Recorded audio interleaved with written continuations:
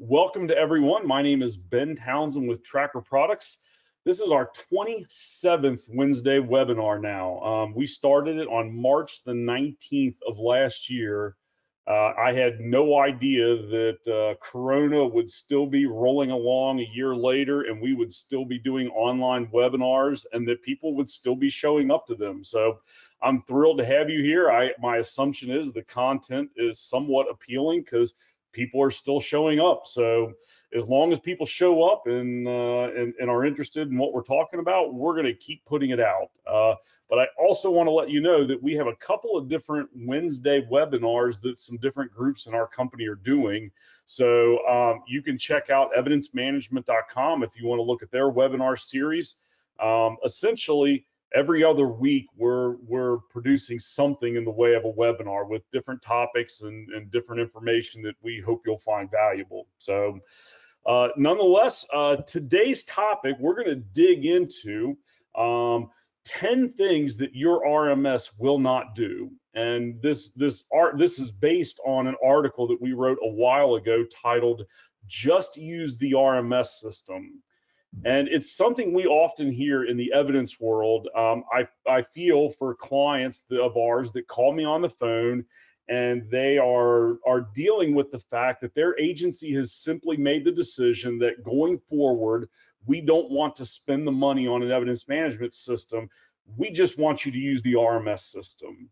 And so the purpose of this webinar today and the purpose of the article that was written was to help you combat when you hear something like that. Just use the RMS system. And so my goal here today is to give you some things that will help you make that argument as to why a specific evidence management system is so crucial to your operation.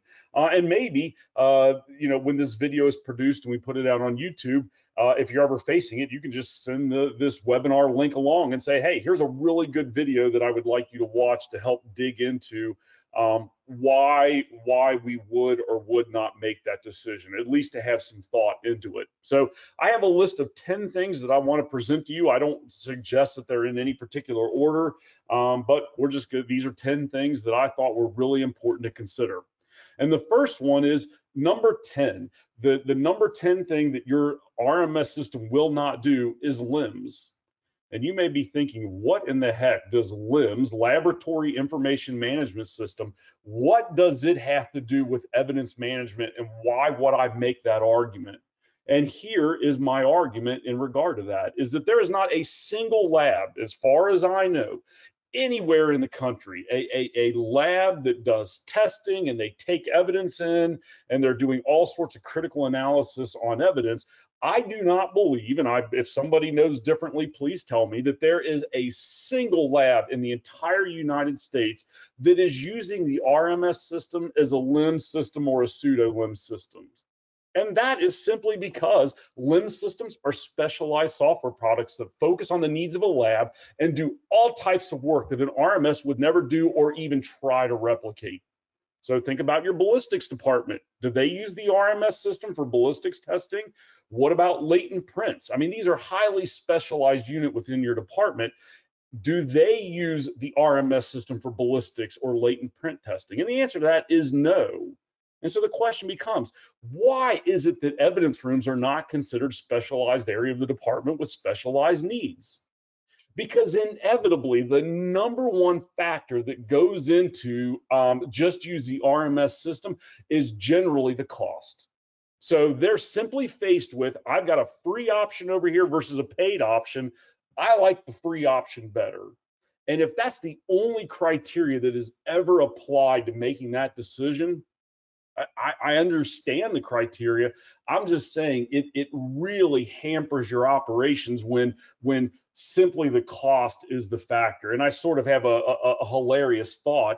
If cost were a factor, would it matter in buying automobiles for a department? Why do we buy Chargers or something that's going to have more power or more speed? Why not just get something that gets 100 miles to the gallon and it may only go 40 miles an hour? And the answer to that is it doesn't serve the purpose. And so why is it in the evidence world we just toss people into an RMS system and say, hey, this is good enough, just use this? And it's generally because they don't believe that the evidence room is a specialized area of the department. Many times it's in the basement, it's in the back, it's out of sight, it's not seen. And so now all of a sudden it doesn't matter until it becomes a problem.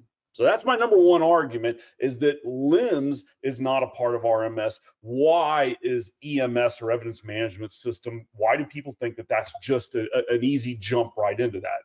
Number 9, your RMS system does not focus on evidence. As a matter of fact, I have talked with and had great discussions with our product, and we've integrated with many RMS vendors that are out there. And I've had some really, good conversations with a lot of RMS vendors, and they will tell me on the phone, we don't do evidence. That's not our core competency. We're not going to make that a core competency.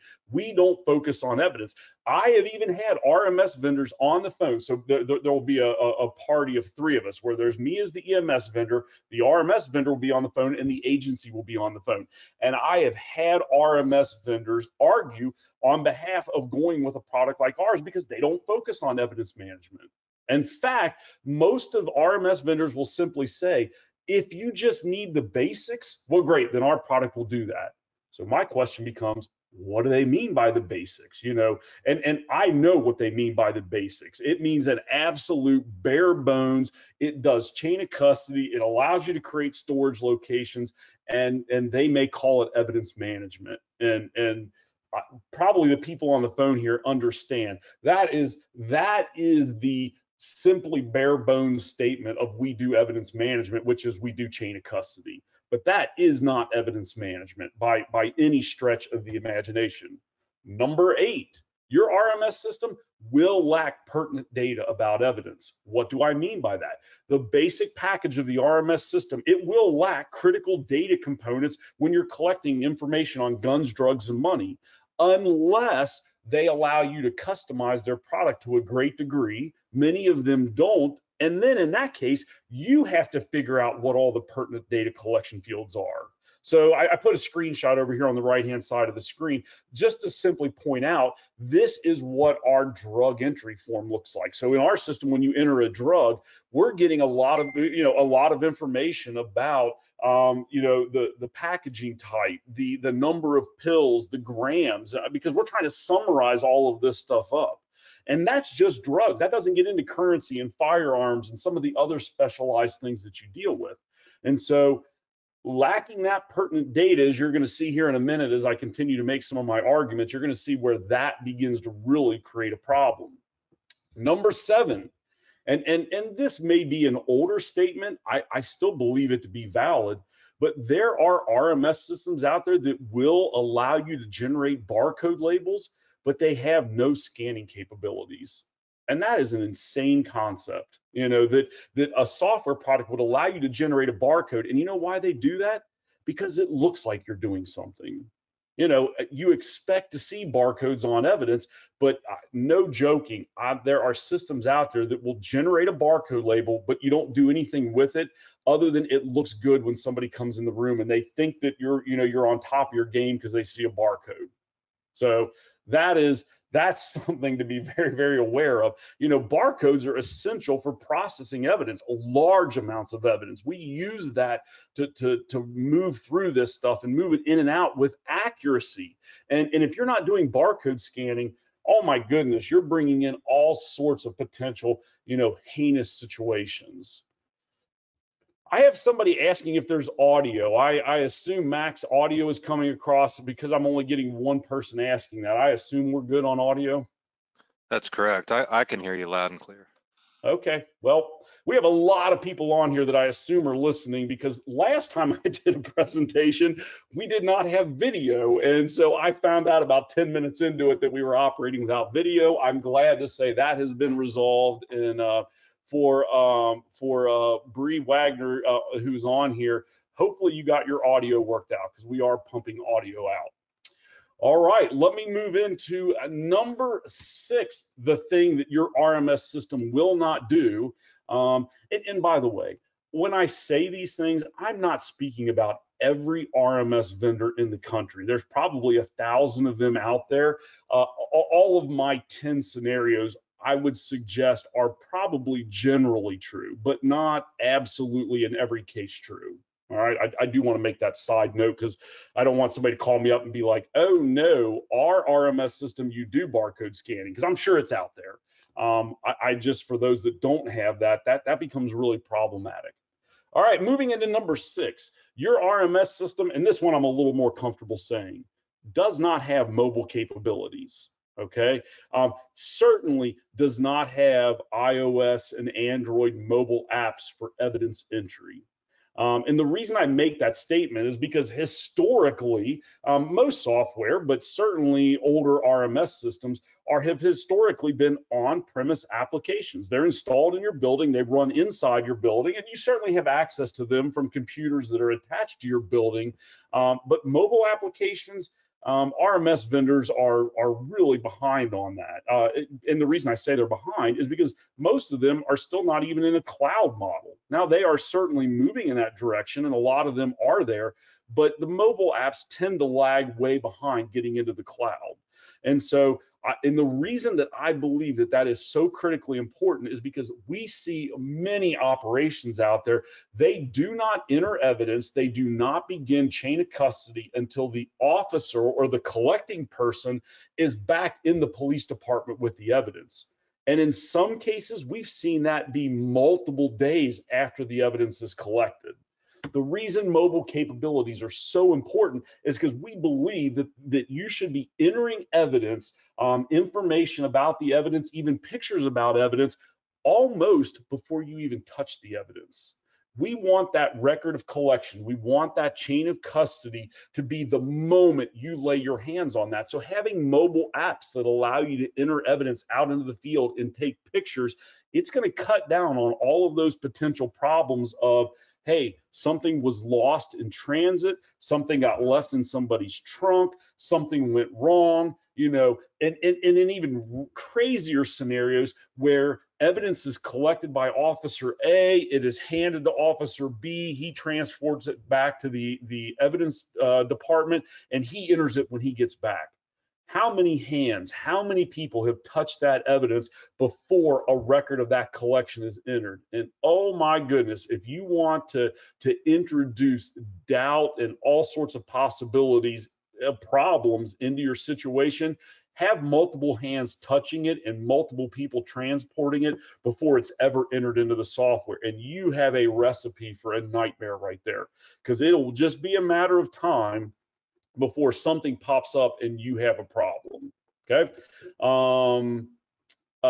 So I had somebody post on here, and I won't mention her name because I just want to say, I guess whatever Spillman product they have does not have barcode scanning. So my assumption is whatever version of Spillman you're using has barcodes, but does not have barcode scanning. So the person that submitted that is living that situation. So, all righty. So mobile capabilities, very, very important. Number 5, the number 5 thing your RMS system most likely will not have is a high level of customization, especially when it comes to evidence data collected.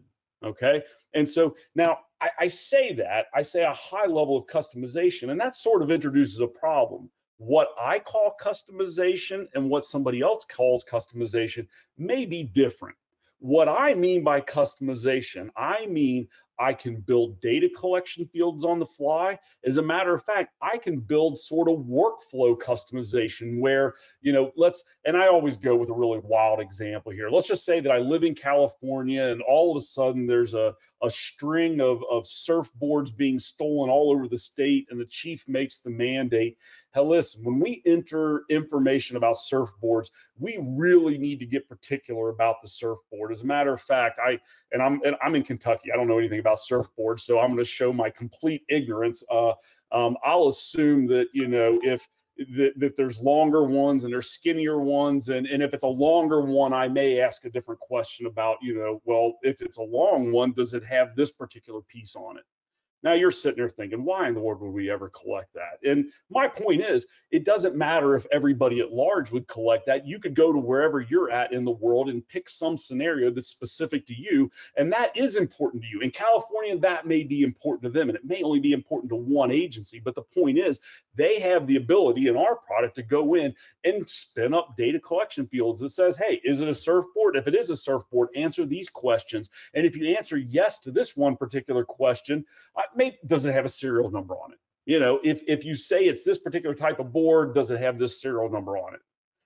That becomes unbelievably important in a few minutes when I get into disposition, because I'm going to make a case in a few moments that the reason disposition does not take place for a lot of departments, they simply don't know what they have.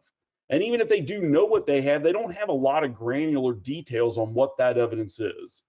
And so what I'm suggesting to you, especially on a system that has barcodes and doesn't have scanning, I'm going to assume that whatever data collection capabilities they have, that's what your data collection capabilities are, and you have no ability to move inside or outside whatever that framework is. And that becomes really important, especially as I continue this conversation. As a matter of fact, as we get into critical reporting, I would suggest most RMS systems do not have critical reporting capabilities. And here's what I mean by that. Imagine, in fact, we have, you guys know we have, well, I think many of you know, we have a really good relationship with the Evidence Management Institute, and they do auditing. In fact, they do quite a few audits where an agency will bring them in and say, we want you to audit our evidence process. And so one of the things that Sean, who runs the Evidence Management Institute, he will do, he will send them out a document that asks them a lot of questions. And I mean a lot of questions. He wants to understand their evidence operation. He'll ask so many questions, but a lot of them have everything to do with how much evidence do you have? How many items have you disposed of in the last year or 3 years? What is your intake versus your outgo? You know, and maybe even something when you really get into the details, how much drug, if I were to ask one of you on the phone here today, how much drug evidence have you disposed of in the last 3 years, and how much of it was incinerated with a particular vendor that you use? How many of you, if I asked that question, would you be like, oh yeah, hey, no problem, I'll go get that answer for you. Here's a query, I can go in and I'm looking here. Here's all drugs, last 3 years, disposed of, incinerated, and here's the vendor. Okay, most of you would be like, no, I wouldn't even begin to know how to do it. I can go back and ask the vendor. And my point is, if you have a high level of customization and you are able to do critical reporting, you can have dashboards like what we have in our software that will give you those critical components. Because again, the singular greatest argument that I'm going to make toward disposition, actually getting rid of evidence, step number one is knowing what you have to begin with. And if you're sitting here and you're feeling uncomfortable about, I have no idea what's in my room, I'm not all over it. And clients of ours that have high levels of disposition, and I'm talking about like 80% disposition levels. That means over a 10-year period of time, 8 out of every 10 items that have been brought in the door have already gone. People that are operating at that level, this critical reporting, they are all over it. They know exactly what's in their room because they almost take personal offense to anything being left in their room a day longer than is what is required by law. I mean, they are all over it. And it starts with critical data reporting and the ability to extract whatever is the data that you need to know. So going back to my surfboard example, as dumb as that one is, you know, if all of a sudden there's a bunch of, you know, surfboards coming into the evidence room and your policy is, hey, listen, found property, lost property, stolen property, you have to keep it for a year. Well, I believe surfboards take up a lot of room. And so, you know, you're going to want to know the minute those surfboards are past a year, we want those things out of there. It's taking up valuable space. It's lost property. You know, maybe those things get auctioned off, whatever the case may be, but you need to be able to customize your system to collect the surfboard data. And then you need the critical data component in order to extract all of that out. How many surfboards do I got? How long have we had them? You know, things like that. That's going to help you move that evidence along. And generally, I don't see a lot of RMS systems that allow you to do high level, what I call critical reporting, like what I'm showing on the screen there. And by the way, that's just like 8 specific data points. If you looked at our dashboard, there would be hundreds of data points. We would get into drugs and currency and money. And I mean, you guys should know all of those details. I mean, you should be able to go home at night and just run them through your mind. Okay, we brought in 200 new items today and we got rid of 150. And like you shouldn't be losing sleep at night about what's in your room and your lack of knowledge about what it is. All right, moving on. Now we're starting to get down into some what I would call the critical components to a specific evidence management system like what we do. And number 3 is evidence workflow. I can almost guarantee, I think I'm down to a point where I might put money on this, okay? We're down now to where when I say workflow, I mean a system that allows you to send out text-based messages if certain things occur. And I know we have clients that are doing this. For example, we have clients, evidence administrators, that every time a sex assault kit is entered into evidence, they want to get a text message to notify them that that happened. I mean, because we're in a world now where, I mean, when you talk about critical evidence, sex assault kits are really, really high on that list. I mean, there are people that are counting on us to properly deal with those and process them. So when you get a system like ours, you're going to have that workflow built into it to where, and I gave you, here's an example on the right side of my screen. That is a text-based alert that went out based on a category of an item being changed. So like, for example, some of the other scenarios here, I mean, an obvious one is sexual assault kits, but what about every time currency is manipulated? And what if you only wanted it when currency greater than $100 is manipulated? Because again, if currency is being manipulated, is that not something you think you would want to know about? And so I'm not just talking about you getting a report, or you could run a report later that shows all the evidence manipulated. Yes, most systems are going to do that. I'm talking about getting a text alert on your phone the minute whatever it is your workflow occurs. And so that's something that I won't even say is common in evidence management specific applications, but is something that's common in our product, and certainly something that you should be looking at when you consider dealing with evidence. All right, number 2, one of the most critical components that your RMS system is not going to have. Number 2, tasking, communicating with other people about evidence. My guess is that their basic RMS system is going to allow you to generate paper-based reports. For example, when it's time to dispose of a lot of evidence. I've seen a lot of systems where you can generate out paper-based reports. It'll be broken down by officer, and in fact, I know this occurs out there. We have clients using legacy systems. They're coming out of that into our system, but their old system will print out paper-based reports. And so at the end of every month, they'll print out these pieces of paper. They'll go to their mailboxes in the department, and they'll put these pieces of paper, or sometimes they're larger stacks, in each of the officers' mailbox. And so the idea is, at some point, they're going to respond to all of that paper and come back to you and tell you what to do with all of that evidence. And guess how many people actually respond to that? It's a very, very low number. In fact, generally, it just doesn't happen. And then the evidence administrator gets frustrated, the whole system falls apart, and now all of a sudden, nobody is communicating when it comes to evidence. And so I would suggest to you, how you communicate with people when it comes to evidence is paramount in an evidence management system. You should be communicating electronically so that if something goes wrong, or when something does go wrong, or even as just doubt is introduced, somebody, imagine in your world today, an officer calls you on the phone and says, hey, I'm looking for some evidence. And you look it up in your system and you find out you disposed of it 2 years ago. In fact, your note in there says he told you to dispose of it. And now all of a sudden you're into a bit of a piss and match with the officer because you've got a note that says he said to get rid of it. And we'll just go ahead and assume that his response is, when did I tell you that? Where's the email? Where's the signed document that told me or told you to go ahead and do that?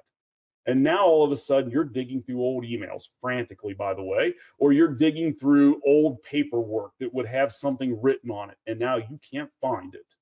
And you know how that goes. Have you ever tried to dig for an email from 5 years ago or 10 years ago? It doesn't exist. As a matter of fact, many agencies, after a period of time, they will archive all of that information.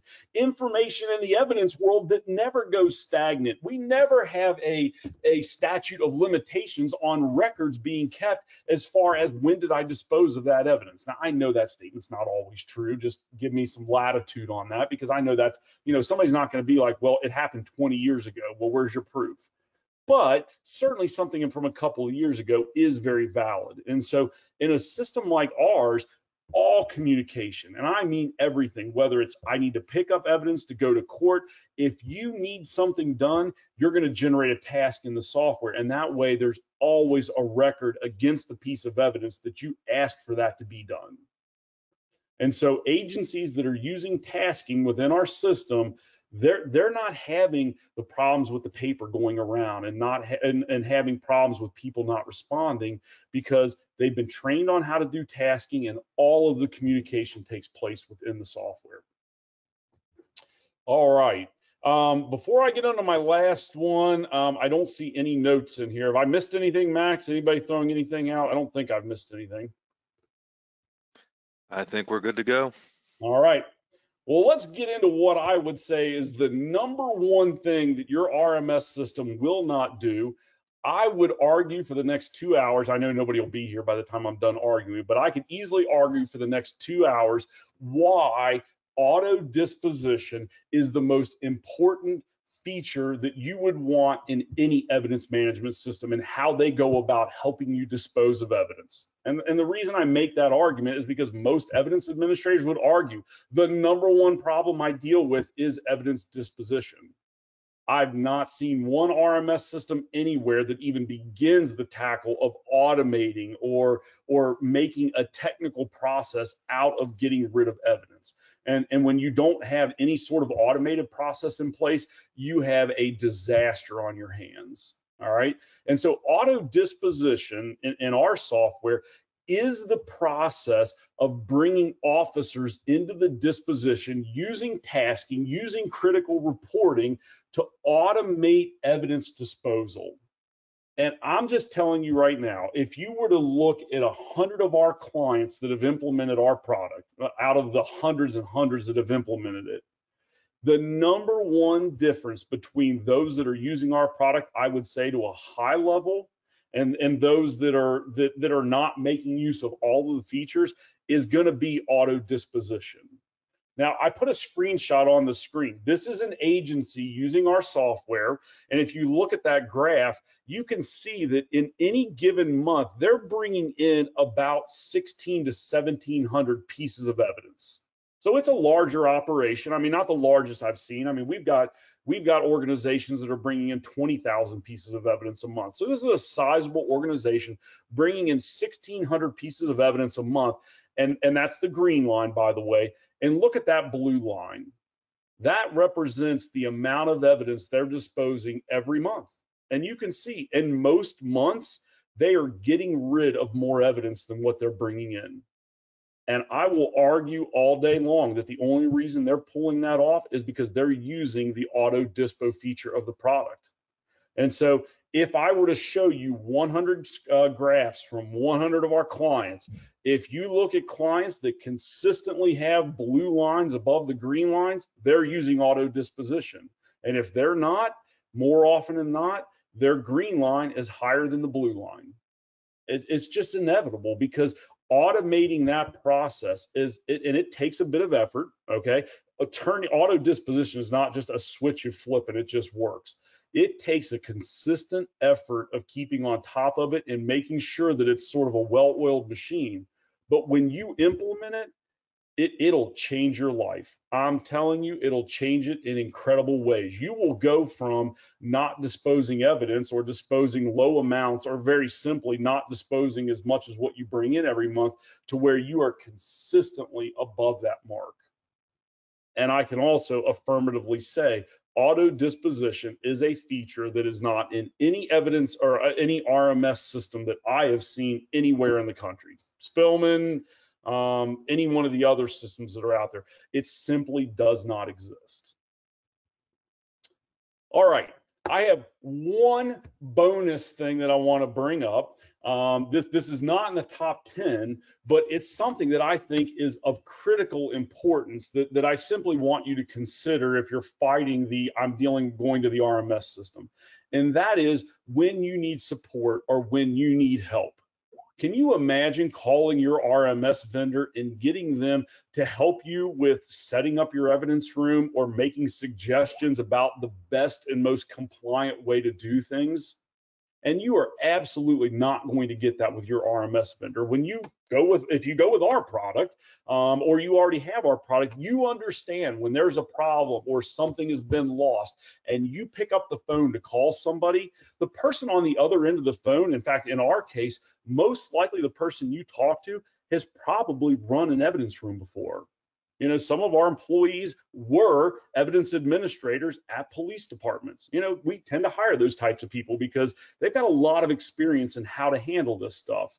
And so, you know, that's such a difference when you call in for support or have a problem. Who's on the other line answering the phone and helping you out? And we're able to dig into really, really specific, tight issues that you may be dealing with because we implement evidence management systems all around the country. Your RMS vendor, it's just one piece of 1,000 different things they do, and they themselves will admit it. They don't do it very well. They just do the basics.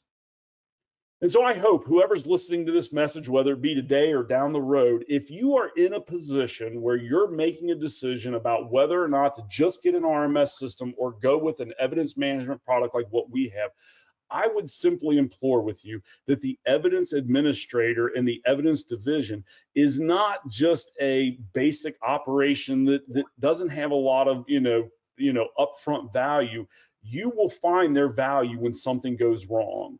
And depending on how this system has been implemented, it may entail you buying more evidence rooms or storage containers or whatever to deal with the overwhelming amount of evidence that's being brought in and not dealt with. And so I think getting a specific evidence management system like a LIMS system, like a ballistics system, like a latent print system is simply something that is a part of what you do and should be supported as if it's a specialized area of the police department. And so there are my arguments. Hopefully I've laid them out well and they're compelling. I'm always happy, even down the road, if you have questions or comments.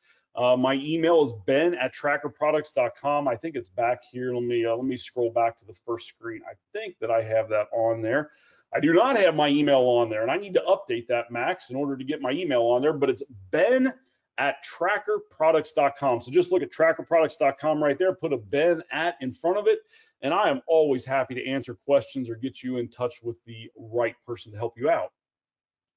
So I don't see any more questions coming in. I'm going to take that as if I've made a very compelling case here today and everybody agrees and there's no dissent. And if you do dissent, now's a great time to jump in. But since I'm not seeing any comments come in, I think we're going to call it a day. Everyone, thank you for showing up for our 27th webinar. I hope you enjoyed it. And we'll talk to you again in a couple of weeks when we do the next one. So everybody have a great afternoon and enjoy your day. Bye-bye.